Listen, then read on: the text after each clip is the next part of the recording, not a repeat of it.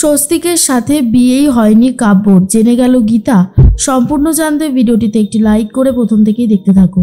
গল্পের শুরুতেই দেখা যায় অগ্নিজিৎ মুখার্জিকে ফোন করে উচিত কথা শোনাচ্ছিল গীতা, আর এটা বলে দেয়, আপনি যদি ভেবে থাকেন যে আপনি পার পেয়ে যাবেন, আপনি সমস্ত অন্যায় করে কোনোদিনও শাস্তি পাবেন না, তাহলে সেটা ভুল জানেন। এবারে আমি আপনার এমন শাস্তির ব্যবস্থা করব যে আপনি কোনো দিনও ভুলতে পারবেন না। আপনার কপালে কি দুঃখ রয়েছে অগ্নিজিৎ মুখার্জি, সেটা আপনি এখনও জানেন না। এরপরে অগ্নিজিৎ মুখার্জি বলে, তুমি বেঁচে আছো? গীতা বলে, হ্যাঁ বেঁচে আছি আমি। আপনার এই যে দোষগুলো রয়েছে, এগুলোর জন্য তো আপনাকে শাস্তি পাওয়াতে হবে। তার জন্য যে আমার বেঁচে থাকাটা কতটা গুরুত্বপূর্ণ সেটা তো আমি খুব ভালো মতন জানি, তাই না?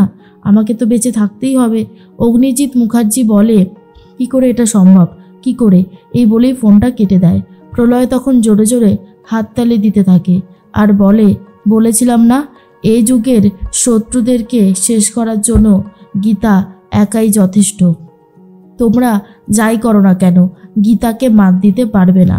এর মধ্যেই ঠাম্মি বলে, ওরে কে আছিস? শঙ্কপুদে উলু উলু দে, আমাদের গীতা বাড়িতে ফিরবে। তার মধ্যেই অগ্নিজিৎ মুখার্জি বলেন, না, গীতা এই বাড়িতে ফিরবে না। এই বাড়িতে গীতা ফিরতে পারে না।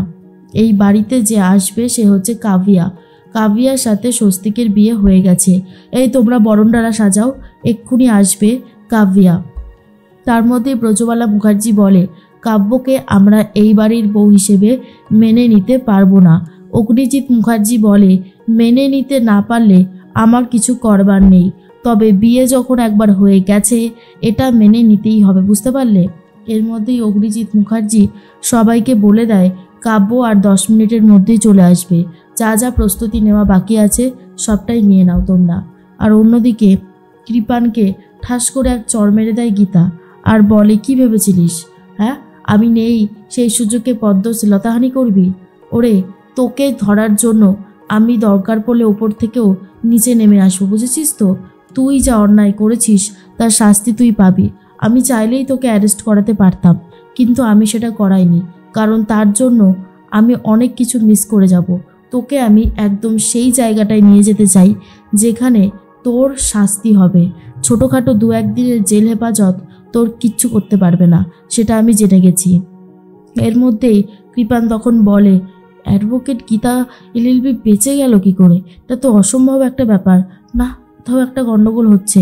গীতা তখন বলে, খবরদার, এরপরে যদি কোনোদিনও পদ্মর গায়ে একটা দাগ কাটার চেষ্টা করিস, তোকে সেদিনই সেখানে শেষ করে ফেলবো। এরপর গীতা পদ্মকে নিয়ে সেখান থেকে চলে যায়। আর অন্যদিকে দেখা যায় চলে এসেছে স্বপ্না দেবী আর গণেশ গাঙ্গুলি। স্বপ্না দেবী বলে, বরণডালা সাজানো হয়ে গেছে বুঝি? তখনই জাগৃতি ভয় পেয়ে যায় আর বলে, আপনারা? তখন স্বপ্না দেবী বলে, কেন, আমাদের দেখে ভয় পেয়ে গেলেন বুঝি? আমাদেরকে তো আসতেই হতো। বেয়ান আমরা হলাম গীতার বাড়ির লোক, আপনারা আমাদেরকে এইভাবে ঠকিয়েছেন। কোথায় অগ্নিজিৎ মুখার্জি, কোথায় যে সবসময় এত বড় বড় কথা বলে? কই, তাকে তো দেখতে পাচ্ছি না।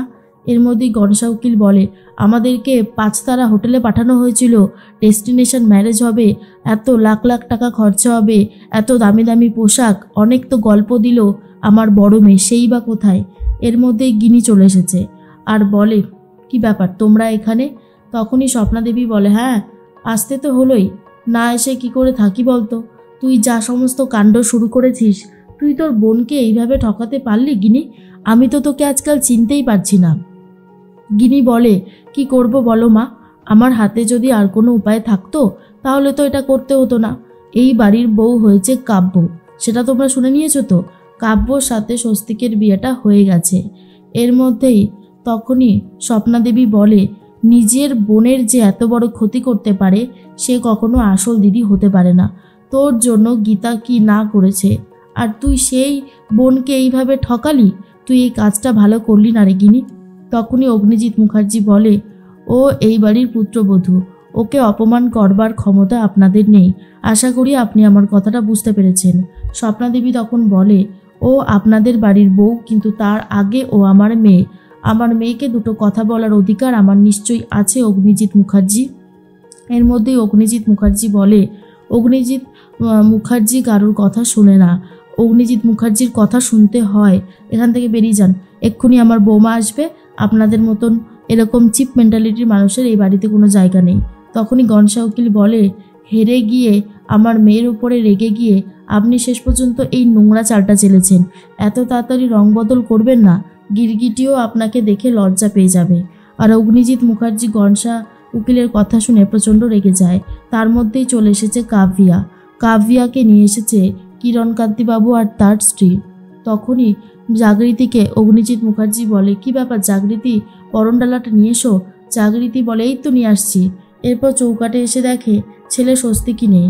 আর তখন জাগৃতি বলে, এ কি, স্বস্তিক কোথায়? চিরকাল দেখে এসেছি স্বামীর পাশে স্ত্রী থাকে আর দুজনকে বরণ করে ঘরে নিতে হয়, তো সেই স্বামী কোথায়, মানে আমার ছেলে কই?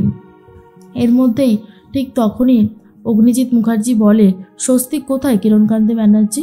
তখনই কিরণকান্তিবাবু বলে, শুনুন অগ্নিজিৎ মুখার্জি, আপনার ছেলে এখনও ওষুধের জন্য ঘুমাচ্ছে, আর এখন ঘুম থেকে ডাকলে বিপদ হবে।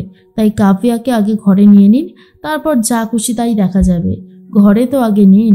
এরপর অগ্নিজিৎ মুখার্জি জাগৃতিকে বলে, এসবের জন্য আর ওয়েট করে লাভ নেই, ওকে আগে ঘরে তুলে নাও, বরণটা করো। কিন্তু জাগৃতি প্রতিবাদ করে আর বলে, আমি ওকে ঘরে তুলতে পারবো না, আমি আমার ছেলেকে চাই আগে। আমরা ছেলের বাড়ির লোক, বিয়েটা হতে তো দেখলামই না, উপরন্তু আমি আমার ছেলেকেও দেখতে পাচ্ছি না, তাহলে এই বিয়েটা মেনে নেব কি করে? কাব্যিয়ার মা তখন বলে, তাহলে আমার মেয়েটা কি এখন দাঁড়িয়ে থাকবে বাইরে? এইভাবে ওর কি দাঁড়িয়ে থাকাটা মানায়? নতুন বউ বলে কথা। তখনই জাগৃতি বলে, তো আমি কি করতে পারি বলুন, আমার কিছু করবার নেই। এরপরেই অগ্নিজিৎ মুখার্জি মেজ বউকে বলে, কিন্তু মেজমা বলে দেয়, ক্ষমা করবেন দাদা, আমি পারবো না, স্বস্তিক নেই, সেখানে দিদি বরণ করছে না, আমি কি করে বরণ করব? রাকাকে বললে রাকাও অস্বীকার করে। কাব্যিয়া বাইরে থাট হয়ে দাঁড়িয়ে আছে।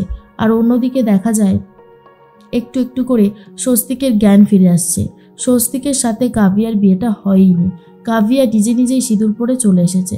আর অন্যদিকে অগ্নিজিৎ মুখার্জি বলে, কোথায় গেল আমার ছেলেটা? এরা কেউই আমার ছেলের কোনো খবর দিতে পারছে না, ছেলেটাকে কতক্ষণ দেখি না। মেহেক তখন বলে, কাব্যিয়াদি, তুমি এটা কি করে করতে পারলে বলো? হ্যাঁ, গীতা বৌদি স্বস্তিককে ভালোবাসে তুমি জানার পরেও ছোট্টাভাইকে এইভাবে জোর করে বিয়ে করে নিলে? কাব্যিয়া তখন বলে, শোনো মেহেক, তুমি তো ছোট, তুমি এসবের মধ্যে ঢুকো না, তার ফল খুব একটা ভালো হবে না।